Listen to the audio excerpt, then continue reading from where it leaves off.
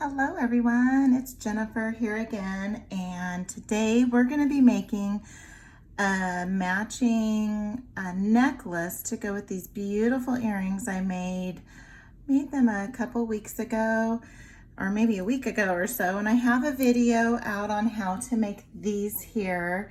And I am going to make a matching necklace using the same beads. And where did I get these beads from? Got them from my northern friend, Kelly, from Kelly's Bead Boutique. And I'm going to be using the same beads, which I did use the 4mm crystal gray crystals. I used these 8mm English cut gray. They have a gray silver kind of brown, maybe tan color to them. Just beautiful, and the English cut is just gorgeous. Love those. And then also these beautiful dahlias, which are in that silver gray color. So just beautiful. There's the numbers there, the product numbers. I'm also going to be using the same 5mm tiara cast spacer nuggets. I'm also going to be using one of her large lobster clasps, and these are part of the $5 bags. So she has these $5 findings, and they are just a nice portion pack. You know, there's 20, looks like there's 25 pieces in this bag. And when you purchase 3 or more, your bags are only $4 a piece. So have this in the shiny silver. And I'm also using some Soft Flex. I love Soft Flex. If you haven't used Soft Flex before, grab yourself some. Kelly does have them on her website. She doesn't have the Extreme Flex and the sterling silver, but I know she does have the silver color. So I'm going to be using, though, because this is what I have on hand, is I have the Extreme Flex sterling silver Soft Flex wire. And what the Soft Flex wire is, it's beading wire, but it also has a coating on it. I'm going to be using the medium size. They also have fine, extra fine, medium, and heavy. And so the medium here is the 0.019 inch diameter. So I'm going to go ahead and be using some of that. And what I'm going to make is, I'm going to make a short necklace. So not a choker, but not a long necklace. And I am going to be, putting this together, I'm going to be using some cutters. I love these cutters. These are Tronix cutters, and I just love them. I've been using them for over a year. They have a nice fine point tip, and they're still just sharp as ever. I'm going to be using some bent nose some bent chain nose pliers. Also going to be using some chain nose pliers, and then I also have these magic crimpers. I'm going to show you what I mean by the magic crimper once we get there to where I'm going to be crimping off, which is going to be early on in the project. So these magic crimpers, what they do is they actually take your 2x2 crimping tube and form almost like a bead. So you really don't even need a bead cover or a crimp cover, because it kind of forms a bead already. So what I'm going to do is I've already pre-cut. This is my little project box, and so I've already pre-cut, I don't know, maybe, let's see here, we have 18, 36, probably about a meter of this Extreme Flex, Soft Flex beading wire. And I'm going to double it up. And so I'm going to be putting my lobster clasp directly on the beading wire. I do not use the Wire Guardians when I'm using this Soft Flex wire. It does have an extra coating on it and just gives that extra level of protection, but I just love the color of it, and I just don't want to use a Wire Guardian to cover that up. And so what I'm going to do is grab out my These are gonna go rolling everywhere. And I just kind of grabbed a few things. So it looks like I'm gonna use, maybe I'm gonna use 3 of these dahlia beads. Then I'm probably gonna use 3. I'm gonna use 3 of these guys, the English cut. And then I have some of the smaller ones here in between. Let's put some of these smaller ones in between. And then maybe more small up here. There we go.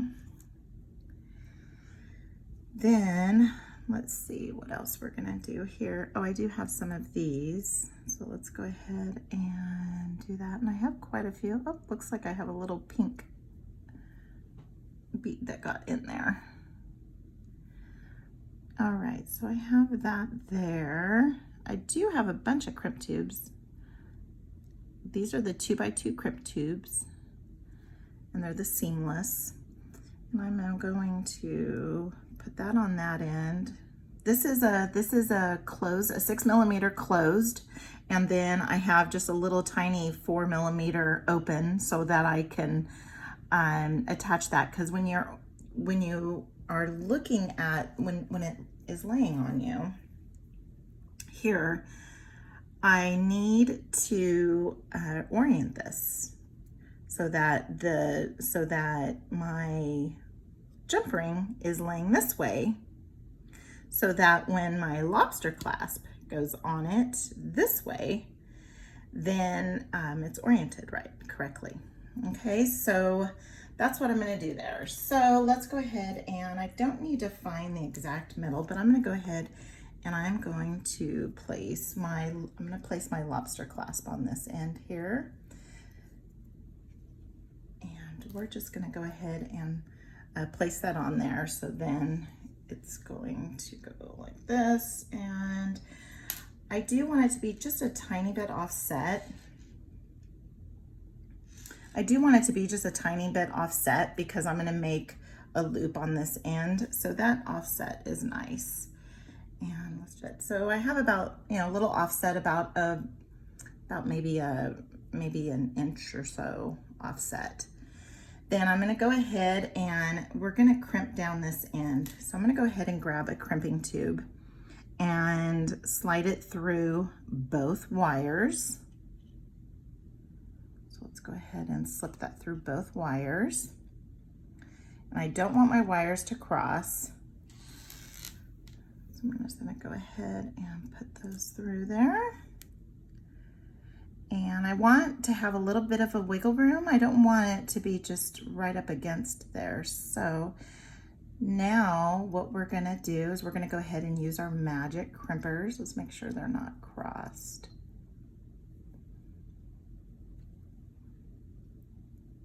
And it looks like they are crossed. So let's go this way. All right, now they're not crossed. Okay, so I'm going to leave a little bit of wiggle room there so that the lobster clasp can move around a little bit, right? Now what I'm going to do is I'm going to grab my magic crimper and I'm just going to place that over, and there's only one slot. Your conventional crimpers have 2 slots, one to crimp it down, the initial crimp, and then another crimp to close it off. So I'm going to go ahead and give that a nice little squeeze. And as you can see, I have a nice little square. So there's a little square, right? So now I'm going to come around this side now and give it another squeeze. And now I'm just going to squeeze. I'm going to go kind of around the horn here and just give it little crimps all the way around. And then you'll see where I have, looks like a little bead formed. You just have to make sure I get it in there. And there we go. See, it looks like a nice little bead, right? Okay, so now what I'm going to do is I'm going to start threading, and I am going to, let's see, I had extra crimps out. I think I was going to use them as stoppers. So let's go ahead and do it that way. Let's see if 2 strands will fit through here. I'm not sure if two strands will fit through. Yep, they do. So I'm going to go ahead and pass this down to the end. All right, so let's pass that down to the end. Then I'm going to go ahead and put this on here. And then I'm going to put a crimper through here, but I'm not going to crimp it yet. And so as I pass that through, and I'm just going to use it as a stopper, I'm going to go ahead, and I know that I'm going to need one there, and I know that I'm going to need one here. And so I will put, it looks like one got away. And then I'm going to put another crimp bead right here.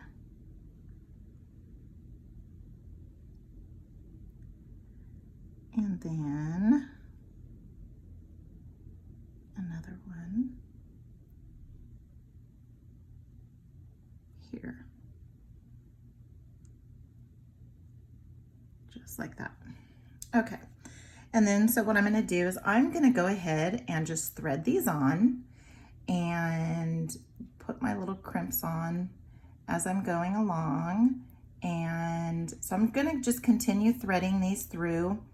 And again, I'm not crimping anything yet. I'm just adding all of the components onto the necklace. And then after I'm all done with this, I am going to see how everything kind of lines up.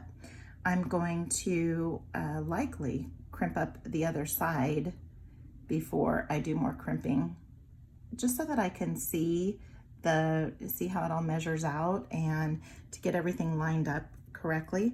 So I am going to continue threading these on here as I have them laid out, and then I will come right back. Okay, so after I'm done putting these all together here, I will come back to you and we will finish things off. Okay, so now that I've got those all strung up, and I just put them all on the end there, and then to give me some room over here, and this is pretty much where I want it to be. So it's going to end up being about 18 inches from the lobster clasp over to this little piece right here. And so what I want to do is I did put my little crimping tube over here on this end, and now I want to just push it on up over to where I want to go ahead and make that that other loop. So what I'm going to do is make up that loop on this end here, and it's going to be about at 18 inches. Oh, that's at 18 inches.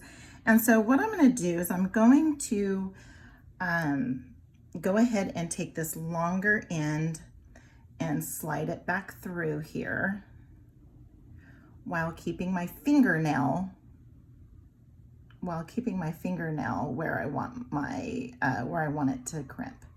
Okay, so here we go. Let's pass it through. And then I just have to make sure it's all nice and straight, and that I just need to make sure that there's no slack anywhere.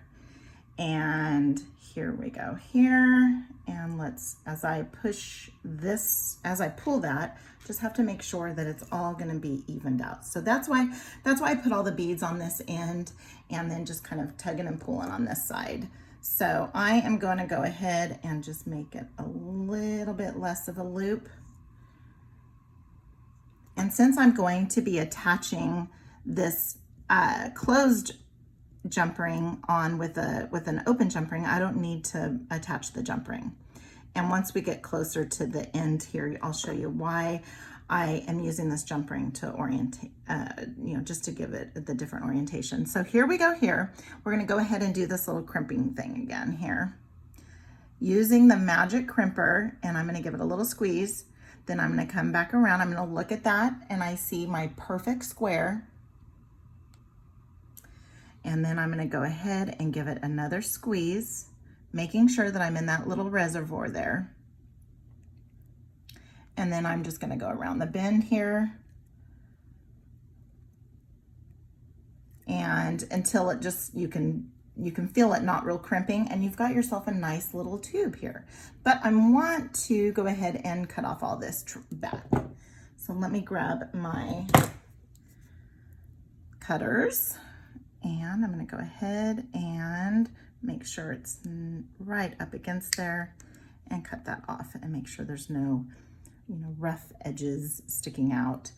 And so now let's go ahead and give this one a nice little crimp. a nice little cut, a little trim. And not that much extra at all, and I might use these for a pair of earrings. So I would probably keep this as scraps. All right, so now that I have those ends, now I want to find the middle. So here's my middle. And I could very easily just go ahead and use it like this and not have jump rings there. So let's just go ahead and do it that way. So now what I want to do is I want to bring down my 3 beads down to the center. So I'm just going to be pulling and tugging on those guys. It doesn't matter where these guys are. But I do need to have this 1 bead in the center, because that is where it's going to, then I'm just going to build towards the ends from there. It's almost centered. That is pretty good right there. Maybe a little bit. That is pretty darn good there. Oh, you can tell just right there. See how my beads, my little crimp tubes. All right, so now I'm here. Let's move this out of the way. And I do usually tend to grab extra beads just in case, crimp tubes just in case. So now let's go ahead and bring this guy down here. And then now I want to put my, let's see, so he's gonna go up against there. So now what I'm gonna do is I'm just gonna make, I guess it's pretty much like a floating necklace, and just make sure that my strands, I just need to make sure that my strands are all even. So I'm gonna put that about right there. Let's make sure that they're even, and you can see that they're kind of off a little bit. So you just have to kind of push and pull, and let's go ahead and give it a little squish. Make sure it's in the reservoir, make sure you have your square, and now just bring them around. And again, you don't need crimp covers. Now, some people still put crimp covers on, and that's okay. You don't have to not put crimp covers on just because you're using the magic crimper, but that's just one of the benefits of using the magic crimper. Okay, and so now we have that is gonna float that way. So now let's bring down the next one. And let's just kind of go about a finger's length. Make sure we pull on there. And let's give it another little squish. Make sure you have your little square, and then kind of just come around the horn there until you have yourself a nice little bead. Then let's do the same thing.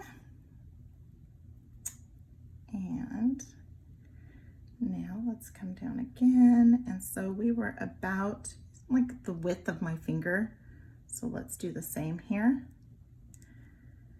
And make sure they're not crossing, and give another little squish and more squishes.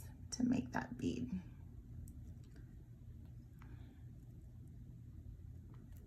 All right, and here we go. So now we kind of have a little bit of a floating necklace look here. So here we go. And now I am going to make these evened out. Okay, so how I'm going to do that is, maybe I should tape it down a little bit. If I tape one end down, let's go ahead and grab some tape. And so what I'm doing is I'm going to just tape it down so that I can just easily, oh, maybe not. I've probably used this tape way too much. Grab maybe a thicker piece here or more. So I'm gonna make these all even, just like that. Do this and put her down. Hopefully it'll stick a little bit better, and that did. So now what I'm wanting to do is I want to, and I can go either way. I can start up here at the top and just figure out where I'm at here. And so I can see that I need to be up just a little bit, just a hair, and just get those evened out. So I'm going to go ahead and do that, and I will come right back. Now here's our finished product. We have a beautiful floating necklace that is just gorgeous on. It looks like it's uneven here, but it's not. Once you put it on and the weight of these beads here just tie it down, and it's just absolute, and holds it down, and it's just really gorgeous. And then along with these matching earrings, just beautiful. And if you want to see how I made these earrings, I have the, it's one of my, let's see, it's probably 2 videos ago for those earrings. And I'll put a link in the description for these earrings. And I have noticed that on kellysbeadboutique.com, her website, she does have a sale this week. 55% off crystal strands, crystal bead strands, and semi-precious beads and freshwater pearls. So head on over there to kellysbeadboutique.com. I did notice as well she has a few new bead mixes up for sale and some new kits. So jump on over to kellysbeadboutique.com. You will not be disappointed. She is a one-stop shop. You can also find some soft flex beading wire. Again, you're not going to find extreme. I don't believe she has extreme on there, but she does have the silver in a medium, and you can get all of your components. Everything that I have here came from Kelly's Bead Boutique, with the exception of this particular soft flex wire, but she does have soft flex wire on her website. Don't forget to like and comment. I'd love to hear what you have to say. And don't forget to subscribe. This is a new channel, and I'm very close to reaching an important milestone for me, and that is 100 subscribers. So just please, if you haven't already, subscribe, and I will see you next time. Thank you for watching.